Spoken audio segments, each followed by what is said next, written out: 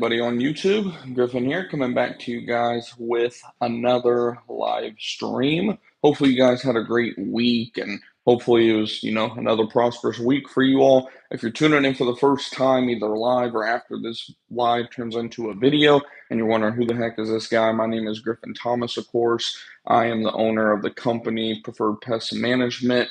And on this channel, we just talk about, my overall entrepreneurial journey. If you go back, we have like 600 or 700 videos at this point, going all the way back to when I was like 17, 18 years old, just flipping stuff on Amazon and eBay and then trading stocks. And now that I finally developed a skill, be it in a trade business, specifically the pest control industry, I'm just documenting my overall entrepreneurial journey for you guys.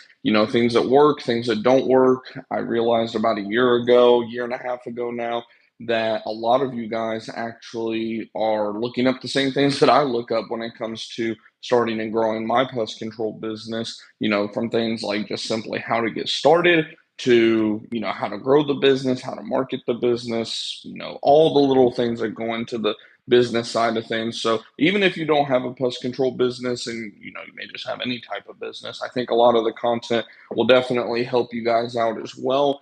And in today's video specifically, we're going to be talking about, you know, I shot a podcast episode last night, a very short one, and it's going up Monday for you guys because I know a lot of you listen to the podcast during the week like I do.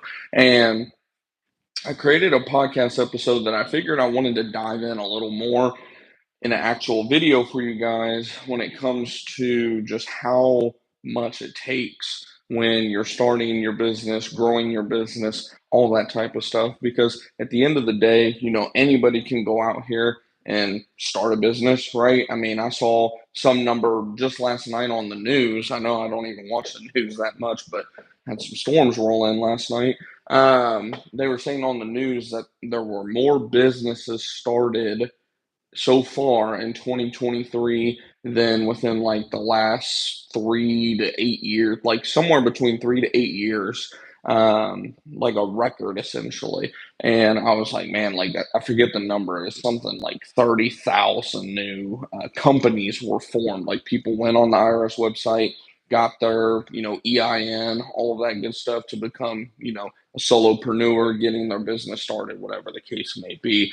And like I said, anyone can do that, right? And even when it comes to the pest control industry, which I know a lot of you guys are here for specifically, um, anyone can go out here and start a basic business, build up a good little route or business in general, making 100,000, even 200,000 a year, which is the level that we're at right now. We're probably going to hit somewhere around 200,000 this year is what it's looking like, still growing.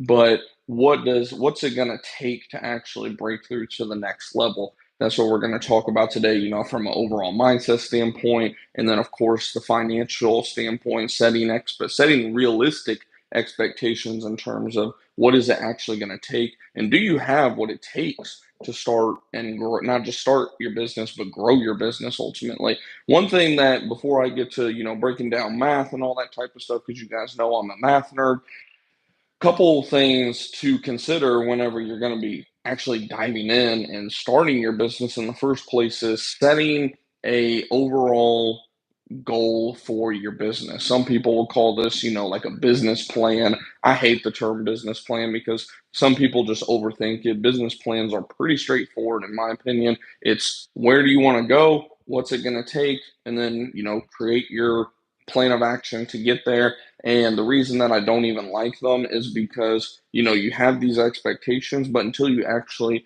get in the nitty gritty, get into it, get into the trenches and start doing the work, you're not even going to know what it's going to take. That's why a lot of businesses fail is because, you just don't know what it's going to take until you're fully in there, right?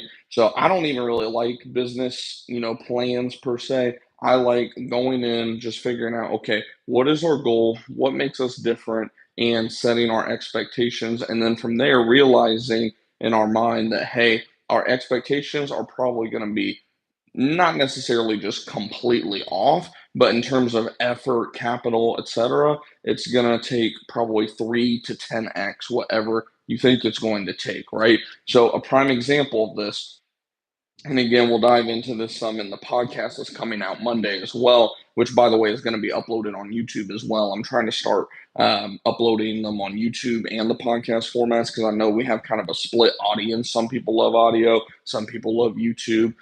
So I'm trying to start uploading them, same, but different topic. Um, a prime example of this is making cold calls, right? Cold calls are kind of, the standard in terms of going and getting business, cold calls, door knocking, whatever, you want to talk about when it comes to basic free lead generation, right? Somebody might walk in to, or not walk in, but start up their business thinking, okay, well, if I just, in the case of the pest control industry, if I just knock on 50 doors a day and I close 10% of sales, then 10% of doors that I knock on, then I'm going to close 5 sales a day. And it's not that simple. It's not that cookie cutter because when it comes to those sample size, when it comes to those samples that you're looking at in terms of the data, we've all seen the data, right?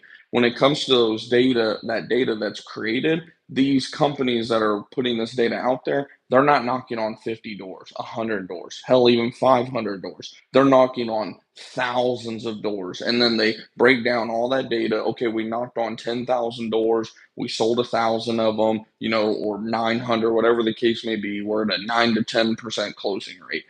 you know, if you want to achieve that level of success, you're going to have to put in the level of work. And that's where, in that podcast I'm referring to, we talk a lot about inputs versus outputs because if you go by those numbers, just the percentages, you're going to be very discouraged whenever you're in the early stages. Of course, when you're a solopreneur and first getting started, you're not going to be able to knock on, 1,000 doors a day or anything, or 1,000 doors a week. I mean, you may in a week potentially. I've never even knocked on doors, thankfully. I haven't had to. My business probably could be a little bit larger if I, when I had some quote unquote downtime, went and knocked on some doors instead of doing other things, abandoning the YouTube channel, things like that. But I just don't need to. And it's not a route that I even really like personally, but different topic for a different day. When it comes to knocking on the doors, am I saying that when you're first getting started, you need to go knock on 1,000 doors a day or 1,000 doors a week or whatever the case may be? If humanly possible, yes. But, you know, let's say, for example, you can only get to 100 doors a day. So we're talking, let's say you do that 5 days a week. That's 500 doors a week, right? Why you cannot expect to achieve the same level of success in terms of those percentages is because, again, we're talking low scale versus a massive scale. Obviously, percentages are going to look very different depending on what level of input. If you're putting in this high level of input over here, like we mentioned, 10,000 doors, for example, and they say their average closing rate on, per door is around 10%, then, that's 1,000 sales, right? And this is just hypothetical. I'm not saying that that's the closing rate or anything like that, but let's, say those numbers, right? Just because it's easy numbers to follow. You think, okay, they're closing 10%, so I should close 10%. You go knock on, say, in your first week, 500 doors, and you only close 2 sales. And you get super discouraged, right? Because you're breaking down the math. You're like, man, I'm not even doing like 1% right now. Like my closing rate isn't even 1%. Well, you got to think, you knocked on 500 doors, they knocked on 10,000. When you knock on 500 doors, you may hit a bad streak where you get 200 people in a row, obviously probably not in a row, but 200 people out of 500 that just didn't even answer the door right off the top. So almost cut your numbers in half, right?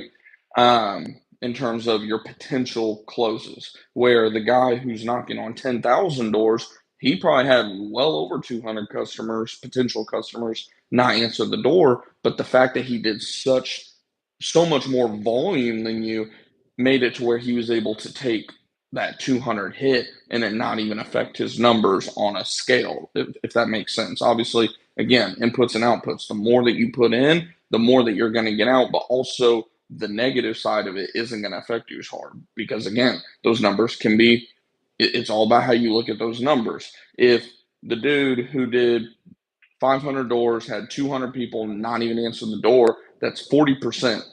gone right from the get-go. Other guy has 200 people not answer the door. That's like what? Not even, is it 2%? I believe. I'm just doing rough math. It's either zero point 0.2 or I think it's 2%. 2% of his total door knocks didn't answer the door. So you see how the numbers become just completely like, whoop, this guy now has, 38 plus percent, quote unquote, on top of you because of the volume that he was putting in, right? So when my whole point with that right then is don't just look at percentages. It can be very, very easy to hear people say, "Oh man, we grew 50% year over year." Okay, well, what was last year's numbers, right? If you were at 50,000 last year and you say, "Oh, we grew 50%," you grew $25,000. Like, cool, like good job. Like any growth is better than no growth, right? But what if another guy came and said, "Yeah, oh, that's cool. Yeah, we only grew at like 6% this year." You're gonna think this dude grew at 50%. This dude grew at 6. I'm gonna listen to the guy that grew at 50%. But little did you know, the guy that grew at 6% had a $10 million business, and his 6% blows out this dude who did 50,000 a year's 50%, right? So my whole point is don't focus on the numbers so much, or not the numbers. Don't focus on the percentages as much as the inputs versus outputs. Focus on what's being put in versus what's being put out. And, that's where, like I said, you have to question, do I have what it takes to get to where I want to go? And, that's a question I've been at. That's why I came up with this topic for today. And then next week's podcast is coming out Monday morning, because I've been sitting around lately going, what do we need to do to get to that next level? Like we're slowly but surely crawling to that 7-figure level, but I don't want to crawl anymore. I'm like, I've been crawling for 3 years. Now it's time to start walking and running, right? And that's where, we've been talking about on this channel some things that we're doing. We've had some hiccups this month. If you watched last night's video, we've definitely had some hiccups to start the month in terms of big expenses to say the least, but we're putting things in place to be able to continue to scale our business. And that's the thing is you have to realize whenever you're starting your business, one, how much do you want to grow? Two, how hands-on do you want to be? Because if you're kind of a control freak, I can tell you right now, don't get me wrong, I'm a control freak. Like it is a lot for me to kind of take a step back and let people do their thing. It took a lot for me to just allow my wife even to answer the phone.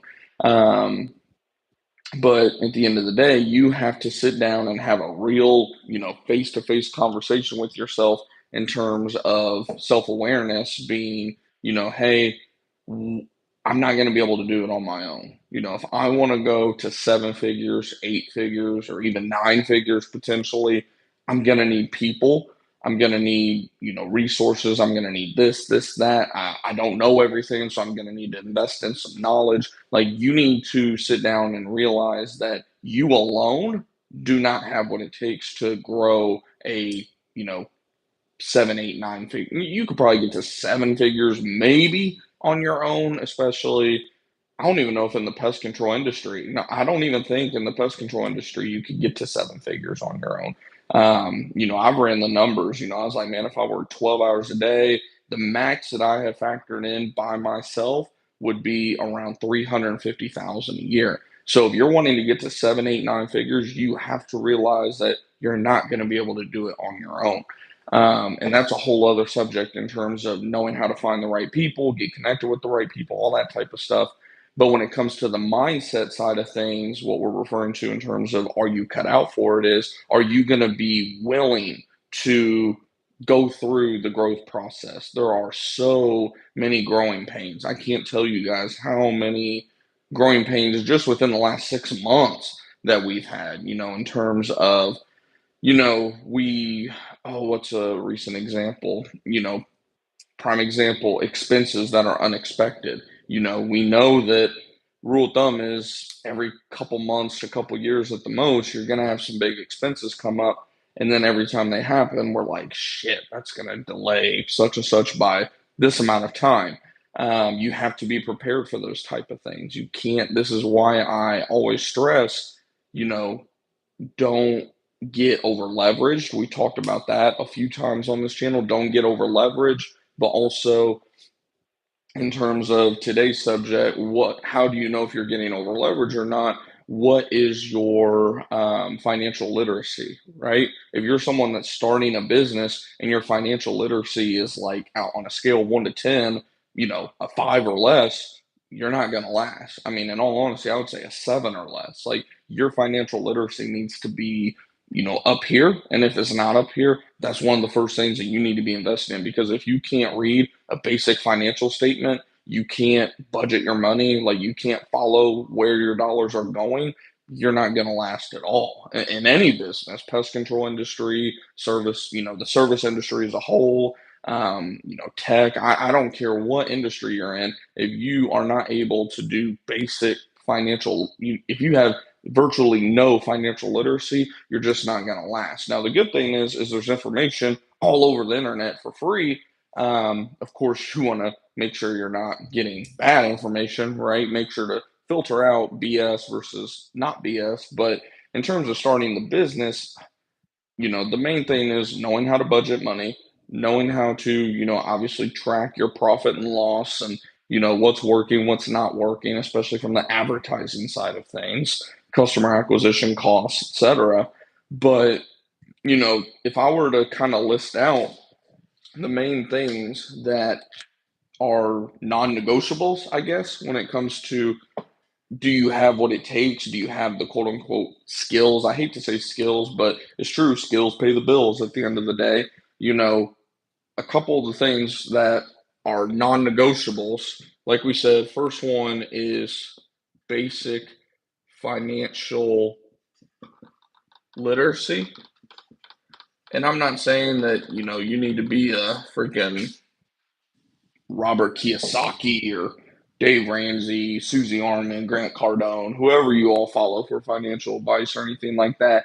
But of course, like we said, financial literacy, that is a non negotiable. If you have no financial literacy, you'll be out of business in 6 to 12 months. I mean, you have to know where the money is going at the end of the day.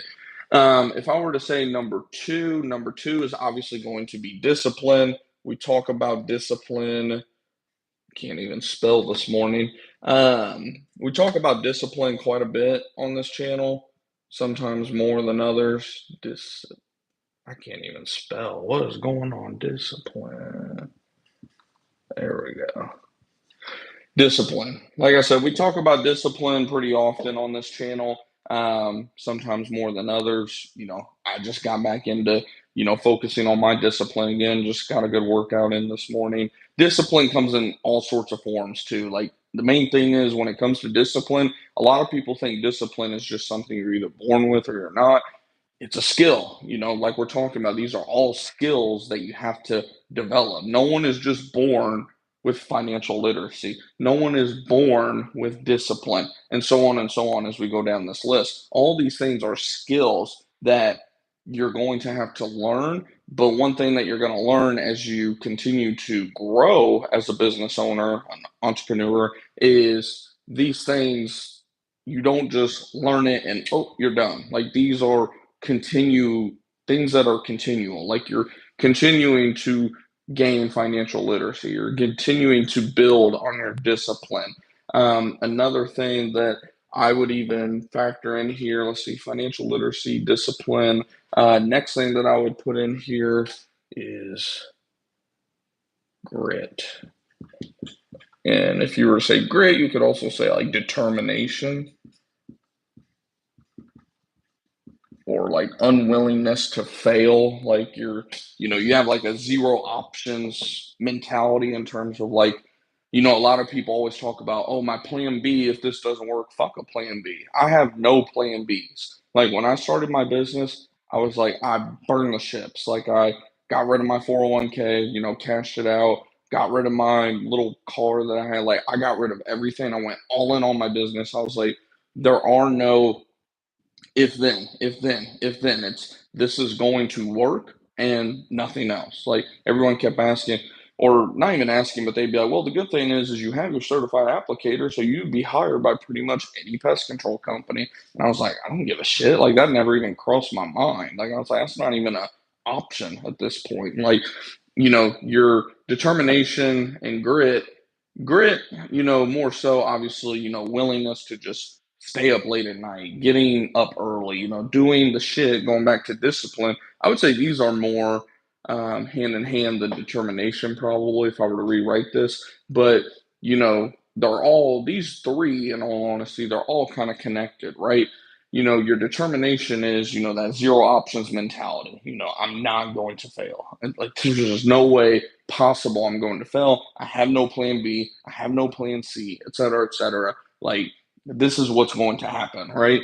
Your grit, you're often going to build through your discipline, because when you're building discipline, you're doing shit that no one wants to do. Do you think on a Saturday morning, when I've had one of the shittiest weeks within the last, oh my God, at least the last 2 to 3 years, since I've opened my business for sure, this has been arguably the shittiest week in terms of mostly, money, financial standpoint, just tons of money bleeding right now. And not to mention, of course, my daughter going to the hospital earlier this week. Like, just shit week overall. Do you think the first thing I did when I woke up this morning was go, oh, yay, I want to go lift weights. I want to go, make my body feel sore for an hour or two. Hell no. But I knew that, hey, this is a time that I need to make sure that my mental toughness is at the highest level. Therefore, I got my ass out of bed. It wasn't super early or anything. As a matter of fact, it was about an hour and a half ago when I got into the gym, because I woke up like 8:30. So yeah, about 2 hours ago, I woke up and I was like, dude, we got to do this. Like, this is a non-negotiable. Like I said, these three right here are definitely, intertwined. Um, and they're going to affect your financial literacy too, because, pro tip, when you're going to the gym, doing walks, whatever your form of discipline building activities are, what are you listening to? Are you listening to bullshit trap music and shit like that? Don't get me wrong.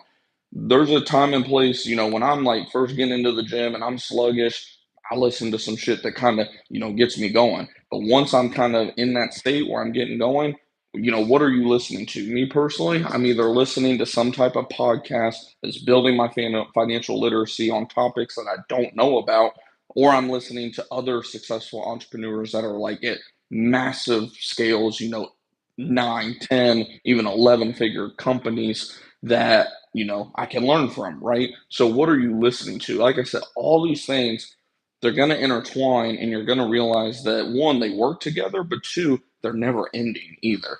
So let me see what we got so far. Financial literacy, discipline, grit, determination. Next thing I would say, which even I'm working super hard on this one. Open mind. Open mindedness, I guess. Having an open mind, because what were we talking about just a little bit ago, right? And by the way, if you all have any questions or anything, don't hesitate to ask in the chat. I see we got like half a dozen of you roughly in here right now. If you have any questions, these lives are always for you guys specifically. So if you have any questions, don't hesitate to ask or anything. Or if you have a comment or anything that you think could be added to this list, by the way, definitely, just let me know in the chat. Any questions? Like I said, is there anything to this list? This list is pretty much like we said, the non-negotiables in terms of starting a business, not just starting a business, but growing a business. Like we said, any average Joe not, you don't even have to go anywhere anymore, could go online and get their EIN, start a business, right? But who is going to grow a 6, 7, 8, 9 figure company? There's a list of things, and in all honesty, you're probably going to run out of room, because there's just endless amounts of things that you're going to have to be working on a daily basis. And what we were talking about earlier is, from the open-minded standpoint, is, for me, for example, it's being willing to accept ideas that aren't mine. When we are a business owner, especially when you start to achieve any level of success at all, like, you can tell, like, hey, what I'm doing, it's fucking working, right? Like, I'm actually making a living. My standard of living is increasing, et cetera, et cetera. It's easy to, I don't want to say get arrogant or get cocky, but it's easy to kind of close your mind to other ideas that aren't your own because you're like, why would I really change anything that I'm doing? My life is better than it's ever been. I'm making more money than I've ever made, all this and that and the other. But if you don't have an open mind and someone gives you a, $1 billion nugget of information and you had a closed mind at that time, and you had a, let's just say, six-figure business, like a lot of us even in here do, you just cost yourself what, 900 plus $1 million a year, hypothetically, right?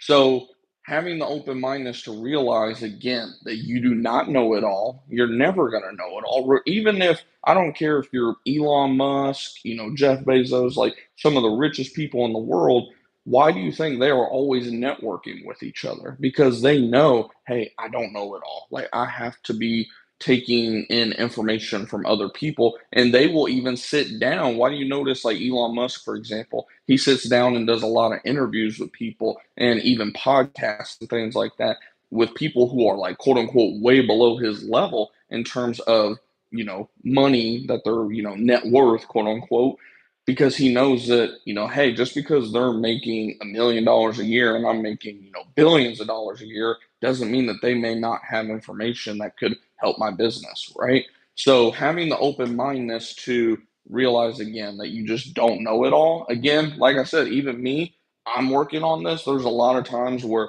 I'm really closed off. Like somebody will come at me with like a legitimate, like little nugget of information, and I'm always on edge, kind of thinking, oh, what are they going to try to sell me? Oh, this is just BS, blah, blah, blah, blah, blah. Like, you want to go in there, you don't want to go in, dumb or anything. Like, don't just be willing to accept anything, right?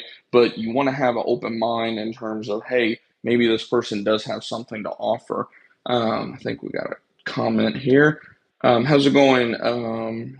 Refugio. Hopefully, I'm pronouncing that right. Says, "What's up, Griffin? Love your videos. I appreciate that. I work for a big pest control company here in Dallas. Oh, shout out to the DFW.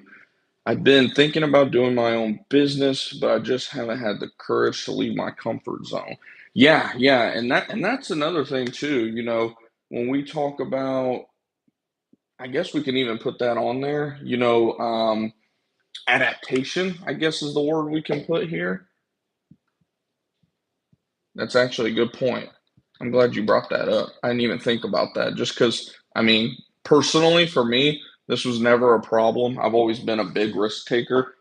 I'm a gamble. I don't want to say I'm a gambler. Like, I do gamble, but I'm not like a degenerate or anything like that. I trade stocks, I do this, do that. Like, I've always been a big, I got a big bat at the end of the day, right? Like, I'm always going for that home run. But in terms of what you're talking about, adaptation, realizing that, hey, if I want the life that I know me and my family deserve, I'm going to have to be willing to adapt to a lifestyle that most people can't tolerate, right? Like you said, you know, it's very hard. It takes a lot of courage to leave that comfort zone, right? How's it going there? Positive Vibes DIY. Just made my first 2K from Gorilla Desk. Oh man, that's awesome. Good job. Um, what was I saying? Yeah, yeah. In terms of the courage aspect, it's very, very. It can be very difficult. Like, I'll even say from my standpoint, it was a blessing in disguise when I got fired during COVID, that quote unquote year of COVID in 2020, when we started our business. It was a blessing in disguise that I ended up getting fired because, it lit a fire under me. Once my first daughter was born in 2019, I kind of took the, oh, what's the word I'm looking for? Like, I kind of let off the gas in terms of my ambitions, and I kind of started settling for a lot of the bullshit that everybody tells you about. Oh, you just need security, you need health insurance, 401k, blah blah blah. Like, just the BS that everybody tells you have to have, right? Um, and for shit, I mean, I was there what, a whole year essentially before they finally even realized that, hey, you're gonna be going to do your own thing. Like, go, essentially, is pretty much how that went down. And it was such a blessing in disguise, in terms of, how all of that relates to adaptation and, leaving your comfort zone, all of that is you have to know going in, which I'm sure you do, Refugio, but you have to know whenever you're going to be going in that this is going to require me to do things every single day and not just do things, but have this almost unsettledness every single minute of the day. Like like I talk about on this channel, even when I am out in the pool, quote unquote, chilling with the family, it's just nonstop. Just gears are turning nonstop about the business. Which some people will say, "Oh, that's obsession," but like you damn right, it's obsession. Like I am obsessed with my family's success. Like that's not a bad thing. People, this word obsession and OCD and all these little BS terms have been like made out to be a bad thing when there is zero. I always tell people like there is zero nobility. I think it's a quote from Wolf of Wall Street, as a matter of fact, where he was like, "There's zero nobility in being poor, right? There's zero nobility in being a loser." And in today's society, it has like been flipped, where it's like if you are obsessed with your goals, if you want the best for your family, if you want to be, that guy, quote unquote, or gal in your family to break free and be ultra successful, and this and that and the other, that has been like seen as like a mental illness where if you're willing to just say, "Oh, I'm okay with my life. It is what it is. The little man can't get ahead." Blah blah blah blah. Blah. Everybody's like, "Yeah, yeah, you go, queen. You go, king." Like, what the fuck is wrong with today's world? Like, I always tell everybody, I'm not of this world. That is the beauty of being a follower of Christ. Like, I'm not of this world. Anything that this world has to offer, I don't want it. The only thing that I want at the end of the day is freedom for me and my family, and for us to be saved whenever it's our time to go and whatnot. But yeah, yeah, that is a big part there that I almost missed. So I'm glad you brought up the whole comfort thing, because you're going to have to be willing to adapt, which kind of goes hand in hand with open mindedness, because to have an open mind, if you're not naturally an open minded person like me, I tend to be very, just being upfront, it's a fault of mine. I tend to be a very closed minded person. It takes a lot to kind of open my mind up to new ideas and things like that. In business, not so much, but in terms of a lot of other things in life, it is adaptation, same concept in terms of you're just going to have to be willing to adapt on a day by day, minute by minute basis. Um, Positive Vibes DIY says, really appreciate the gems you're dropping. I appreciate the kind words. What's up, Puma Pros? I'm making the leap to start a pest business come January. Definitely going to be out of my comfort zone, but going to give it a shot. Headed to Pest World. Oh my God, I wish. Yeah, man, if it wasn't for this past week or so, we would definitely had a very strong possibility to go to Pest World. If you guys don't know, if you haven't watched the last couple videos, our transmission finally got fixed and whatnot on our truck that we're getting ready to sell here, hopefully within the next week or two is the goal. That ended up being over $5,600. And then I'm getting on like a newer program with my accountant where before they were just kind of handling my tax filings essentially, just the quarterly and yearly, standard tax filing. Now I'm hopping on a program with them. It's gonna cost oh, what's that gonna cost? Something like for the rest of the year, on top of catching up because they forgot to send me my invoice for the previous 2 quarters, which is like 2 grand to begin with. To get caught up and through the rest of the year, it's going to be something like 7 grand. And then going forward, starting next year, it's going to be like just broken up month over month. I think they kind of stole my monthly idea because they saw how I was charging my customers. But it's all good. But that's going to break it up into like 700 a month going forward, starting next year. But point being, like it's going to be a massive expense on top of the other massive expense of the transmission.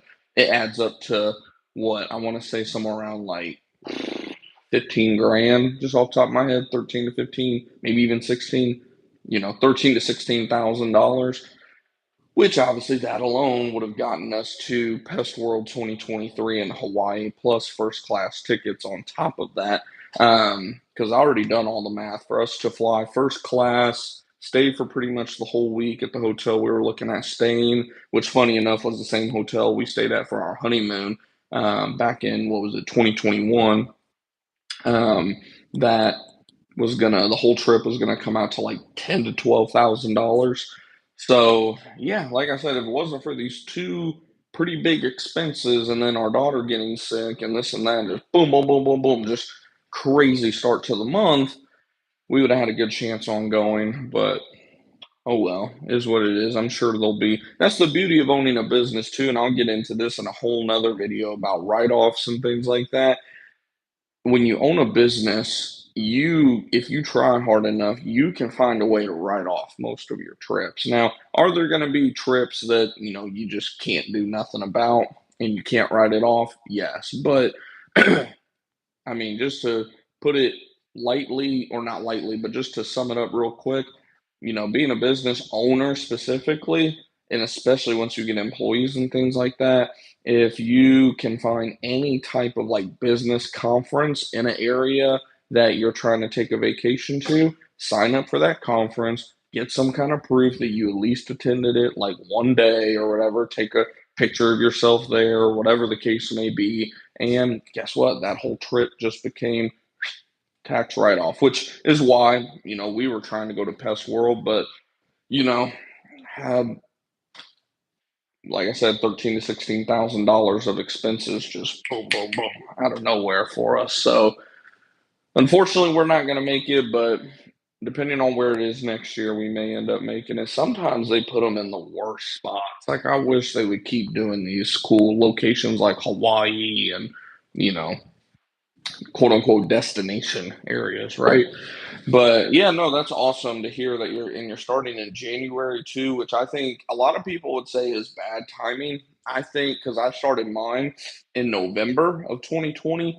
I think starting in the winter is actually better than starting in the spring and summer. Main reason being from an internet, marketing and, doing your website work, all that stuff. Like we always talk about on this channel, it usually takes a bare minimum 3 to 6 months for any of your website SEO, Google Business Profile SEO, all that stuff. It takes time. You can't just fire it up and within a month think that your website and Google Business Profile, all that stuff is going to start getting you leads. So I think you starting in January, I think that's going to be perfect in terms of getting your website up and going, all that good fun stuff. How's it going, Eric? Always next time, be there. 2024 is in Denver. Man, come on. I don't even like Denver. I'm a Chiefs fan. I don't even want to talk about football right now. If y'all watch Thursday night, you probably know. But yeah, I didn't know it was in Denver next year. That kind of sucks. Because I've been to Denver once or twice, and it ain't much. Let's put it that way. Neither is Kansas City, but I'm not asking for Pest World to be in Kansas City either. Unless if they want to put it on the weekend of a Chiefs home game, that'd be cool. But yeah, yeah, no, there's always next year, the year after, the year after. They have it every year. Hell, I heard one year they were like doing it in Dubai or something like that. But yeah, back to the topic at hand, like non-negotiables when starting your business, specifically if you're trying to grow your business. We got the financial literacy, that speaks to itself, discipline, grit, determination, open-mindedness, ability to adapt on the fly. I guess I should put that off here to the side. On the fly. So, ability to adapt on the fly. What else do we got? I felt like there was at least at the minimum one or two other things that I wanted to put on here. Let's see. What else? I guess obviously in terms of overall knowledge, I mean, it's pretty self-explanatory, but I'll go ahead and put it on the list. Marketing techniques, That's what we talk about a lot on this channel. We talk a lot about how to obviously get leads coming in terms of um, oh Google Business Profile, your website, door knocking, cold calling, Facebook. I mean, any type of online advertising, right? We talk a lot about marketing on this channel. I guess I just didn't even think about it just because, we talk about it so much. But marketing techniques, that's obviously going to be a very, very, very, very important factor. But not just marketing techniques in terms of something I put directly under here in terms of they relate is customer retention. You have to have the skill to, I'm not good at talking and writing at the same time. Um, Customer retention, you have to have skills. People think that customer retention is just some analytic that you track. No, customer retention is a skill. It's part of the overall customer service experience, right? How are you doing in terms of, especially, us recurring service businesses like pest control, things like that, where we're coming out on a weekly, monthly, quarterly, whatever basis that you're going out there. What is your cancel rate? What is causing these customers to cancel? Are you being a dick? Are you not communicating very well? Like there's a lot that goes into the customer retention.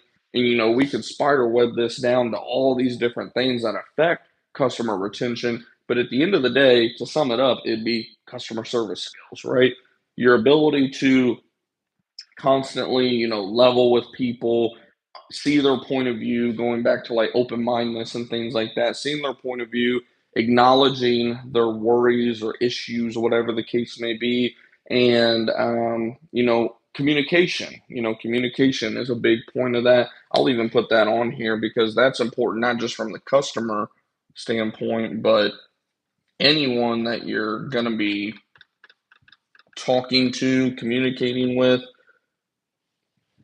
you're going to have to know how to communicate with people, right? You can't be, I don't even know how to describe it really. I'm not the best communicator. I will say that. Even my wife would say the same probably. But, you have to at least have enough communication skills to obviously, like we're talking about, not piss people off, like don't be a dick to people, all that type of stuff, right? And communicate obviously why people should go with you.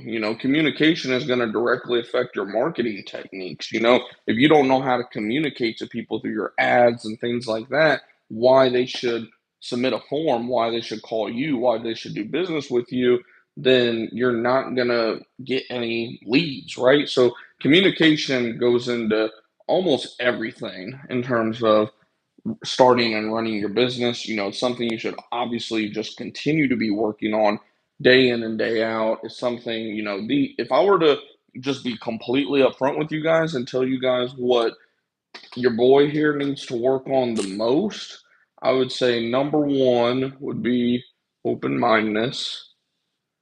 Not necessarily from a business standpoint, more so my personal life, but number two would definitely be communication. Um, which oddly enough, both of those I'm very good at in business at least, but um, sometimes in my personal life, not so much. But yeah, I mean, these are, and that in all honesty, that is what most people are going to struggle with, not just me. Like, I guarantee you, I see we got like 8 or 9 of you in here right now. I guarantee you, if I were to ask you all and you all were willing to be honest in this chat, I would be willing to say that you probably feel the same, that communication skills and open mindedness are probably the two skills that we all, lack in to some degree.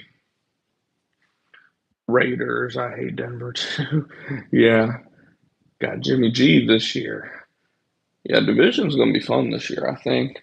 Um, but yeah, no, like I said, all of these at the end of the day, and like I said, we could go on and on. I could erase this whole list and go ahead and just keep on building onto it. But at the end of the day, I think these are kind of like your foundation, principles, right? In terms of things that you're gonna have to be not just working on when you're first getting started, but constantly working on reading books about it, reading articles about it, listening to podcasts about it, whatever the case may be, you need to be constantly working on, okay, my financial literacy, my discipline, what are my habits that I'm building? Now, am I saying that you need to have this crazy morning routine that lasts 2 hours? Like, no.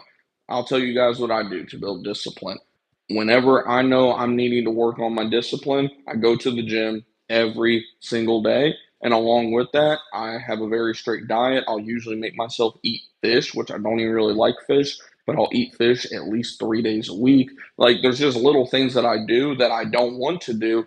And as simple as that, like, I don't have this like crazy morning routine where I get up in this chair and got some sage burning and I'm meditating. Like, no, I don't do any of that bullshit. Like, I get up, I do what I got to do, and I have my things that I know, hey, I don't want to do this shit, but by doing this, it's going to build my discipline. And like we said, that's something that, again, all this is going to be worked on every single day. The moment you start letting up on discipline, guess what's going to be affected? Your financials, because you're not focusing on where the money's going, right? You're not gritty, you're losing that edge, right? What do you think is going to happen? Your discipline's going to lack, your financials are going to lack, your adaptation is going to lack, your customer retention is going to lack. Like I said, guys, all these, one, they're all connected, and two, you constantly have to be checking, okay, where am I at on this? Where am I at on that? Now, am I saying that you're going to be at a 10 out of 10, 10 out of 10 every single day? No, hell no. There's going to be days where you're focusing hard, like me right now. We're focusing hard on this because we had a lot of shit happen this week. So this right now, we're at like a 20 out of 10. And on discipline, we're probably at like a 15 out of 10. But then from the marketing and communication and probably open mindedness, like that stuff is probably lacking right now. Like it's going to be a fluid thing where there's going to be days and weeks where you're focusing more on some than others. But at the end of the day, like we said, you're going to be working on all of these continuously. And the moment you just start to say, fuck it, I'm not working on this anymore. I'm not working on this anymore. I'm not working on this. Like the moment you stop growing in those areas, you'll notice that your business is you'll be going, and then you'll flatline, and then guess what? Right after you flatline, you'll start going down because there's never businesses that stay neutral. You're always either growing or you're going down, plain and simple. When I said flatline, that period is like weeks at the most, and then you start going down from there. So, and that's from my personal experience. Like I said, anytime I start to kind of abandon any of these whatsoever, business suffers. Like we'll kind of flatline. We may even go down slightly on our outlook on Gorilla Desk for 2024 or whatever year ahead you're looking at. But the moment we start implementing all of that and focusing on every single one of those the best that we can, things magically, quote unquote, just start going right back up in a straight line. So yeah, no, hopefully you guys did enjoy today's stream, or if you're watching it after it's a stream and is in video format, today's video. If you have any questions, don't hesitate to shout it out in the chat or in the comments after it goes from a live stream to a video. And if you're not already subscribed, do me a favor, subscribe, hit the bell icon, give us a thumbs up if you like today's video. It lets me know you guys like this type of content, like that we go live and do all these videos and all that good stuff. And of course, if you're not already in our free Facebook group and Discord group, links for that are in. I was just making sure here. They are. Okay, links are in the description box below. You'll see a link that's titled My LinkTree. If you click that LinkTree, you'll see all of the free groups and stuff that we have for you guys. You'll see the podcast. You'll see that you can get Gorilla Desk for 2 weeks free. They gave you all that cool little deal, not just Gorilla Desk, but Gorilla Desk Pro. So you'll get like the Pro access for free for 2 weeks if you want to try that out. All of that stuff is in my LinkTree. Oh, how's it going there, Sean? Sean Brown. Do you think a weekend pest control business is feasible? So I'm assuming you're talking like doing it kind of like part time, essentially, like just doing it on the weekends. There's definitely a market for it just because I can't tell you how many people request, Saturdays. Most people in my area don't request Sundays just because we're in the Bible Belt, we're in God's country down here. Most people just know that companies don't really work Sundays, but you know, I don't think it'd necessarily be a bad thing or anything. Now, do I think you're gonna grow a massive business? And I'm sure you're not even thinking about, hey, I want to grow this massive business on 2 days a week. But just doing rough math, you could probably make at least $1,000 a week, like per weekend or whatever, if you get yourself a solid little route built up. And that'd be what, an extra $52,000 a year. And if you can build it up to like a quote unquote full day, I mean, shoot, you could easily do $2,000 per week. Because there's plenty of days where when I have a true full day, I'll do $1,000 to $2,000 in a day just doing general pest control, the termite side of things in terms of Trelona checks, whatever the case may be, you could easily do $1,000 to $2,000 a day. So say you're walking out with pre-tax, pre-expense, etc., $2,000 a week. That's over $100,000 a year. Again, pre-tax, expenses, all that stuff. Rule of thumb for an operation that small, you're probably walking out with 60%. So you'd be talking what about $60,000 a year?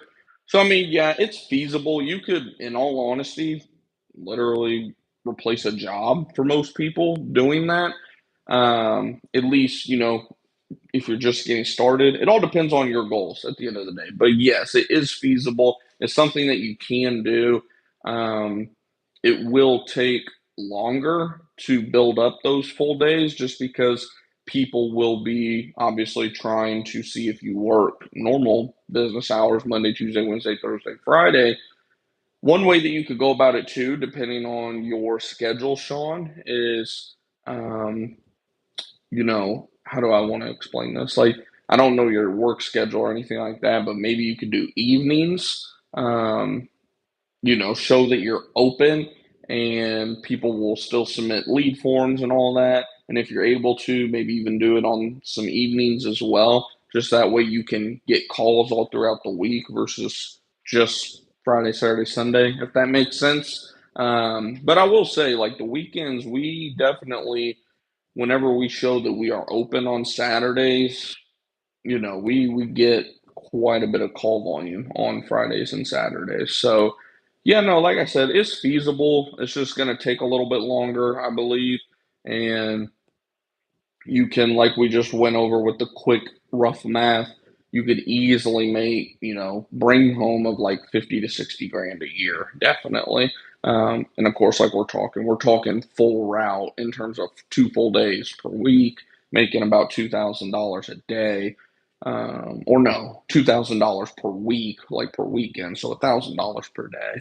But yeah, no, no, it's definitely something that can be done. It's just a matter of, you know, getting all that figured out. And then from there, it's up to you. If once you, some people like to do what you're talking about to show that there's a proof of concept, right? You want to see that, okay, yeah, no, this market is good. Like I can definitely turn this into a full time gig. And then you could open it up from there and, quit your job or whatever the case may be and do it Monday through Friday, Monday through Saturday, whatever the case may be. So, yeah, hopefully that answers that question. And like I said, hopefully you guys did enjoy today's video. If you did, do me a favor, smash that thumbs up button. I definitely appreciate it. It helps other people that are looking to start and grow a business, specifically pest control business, of course. Find the content, find the channel, all that good stuff. So, like I said, if y'all could just do me a favor, smash that thumbs up button. I greatly appreciate it.